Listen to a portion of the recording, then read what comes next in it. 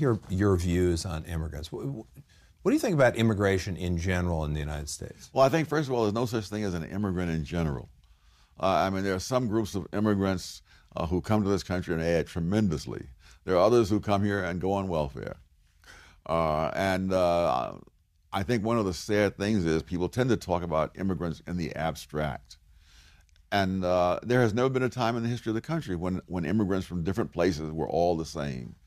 And so I think one of the things the United States has to be able to do in the long run is control the border, first of all, because if you don't control the border, it is absolutely irrelevant what your policy is, because other people will decide who gets in. This is a tough public policy question, maybe even a moral question. What do we do about illegal immigrants who are in this country, supposedly 10 million of them, who are already here?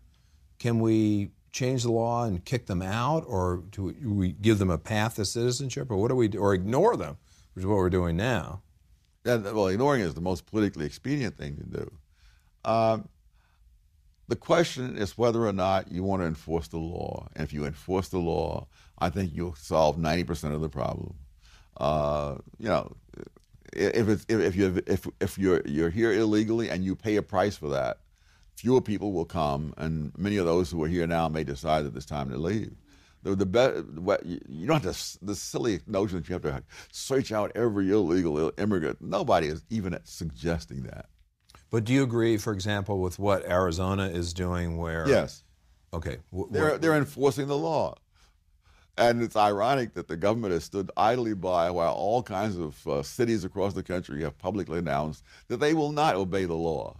And they did nothing. And now that Arizona says they're going to enforce the law, they're starting lawsuits against Arizona.